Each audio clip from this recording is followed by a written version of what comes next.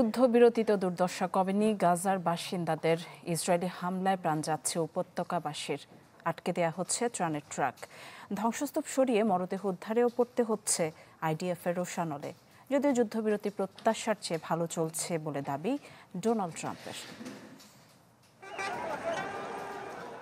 নানা নাটকীয়তার পর গাজায় যুদ্ধবিরতি কার্যকর হলেও তা শুধু কাগজে কলমে। বাস্তবে ফিলিস্তিনিদের ভাগ্যে আসেনি কোনো পরিবর্তন। উপত্যকা জুড়ে বিক্ষিপ্তভাবে আগ্রাসন চালিয়ে যাচ্ছে আইডিএফ। আটকে দেয়া হচ্ছে ত্রাণ সহায়তা। 10 অক্টোবর যুদ্ধবিরতি কার্যকরের পর শতাধিক টন বোমার আঘাতে প্রাণ গেছে বহু ফিলিস্তিনির। হাসপাতালগুলোতে গুরুতর অবস্থায় আছেন অনেকে। ধ্বংসস্তূপ থেকে প্রতিনিয়ত বের করা হচ্ছে ফিলিস্তিনিদের মরদেহ, যেগুলোর গণকবর দিতে গিয়েও বাধার মুখে পড়ছেন উপত্যকার বাসিন্দারা। স্থানীয় গণমাধ্যম দফতর বলছে, যুদ্ধবিরতি কার্যকরের পর গাজা এখন পর্যন্ত 6,600 ট্রাক ত্রাণ ঢোকার কথা। তবে প্রবেশ করেছে মাত্র 986টি ট্রাক, যা 5 লাখ মানুষের মাত্র 2 সপ্তাহের খাবার। বাকিদের দিন কাটছে অর্ধাহারে অনাহারে।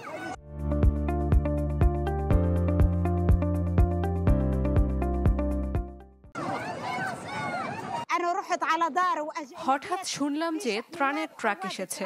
বাচ্চাদের জন্য খাবার আনতে গিয়ে দেখলাম সেখানে কিছুই অবশিষ্ট নেই। কেউ কেউ ত্রাণ পাচ্ছে, আবার কেউ পাচ্ছে না। কোনো আনুষ্ঠানিক মাধ্যম ছাড়া ত্রাণ বিতরণ হচ্ছে। এতে হুড়োহুড়ি হচ্ছে, বিশৃঙ্খলা তৈরি হচ্ছে। ত্রাণ নিতে গিয়ে অনেকেই আহত হচ্ছেন। ট্রাকের নিচে চাপা পড়ার ভয়ও রয়েছে। এদিকে ইসরায়েল সফরে গিয়ে যুদ্ধবিরতি প্রত্যাশার চেয়ে ভালো চলছে বলে মন্তব্য করেছেন যুক্তরাষ্ট্রের vice president JD Vance. Hamas সহযোগিতা না করলে সম্পূর্ণ প্রচেষ্টা ভেস্তে যাওয়ার হুঁশিয়ারি দেন তিনি। এ সময় গাজার ভবিষ্যৎ ক্ষমতা কার হাতে থাকবে তা নিয়ে এখনও সিদ্ধান্ত হয়নি বলে জানান জেডি ভ্যান্স। অন্যদিকে ইসরায়েলের জাতীয় নিরাপত্তা উপদেষ্টা জাচি হানেকবিকে বরখাস্ত করেছেন প্রধানমন্ত্রী বেনিয়ামিন নেতানিয়াহু। দীর্ঘদিন ধরেই গাজায় সামরিক দখলের বিরোধিতা করে আসছিলেন হানেকবি। বর্তমানে জাতীয় নিরাপত্তা পরিষদের ভারপ্রাপ্ত প্রধান হিসেবে নিয়োগ পেয়েছেন গিলরিচ।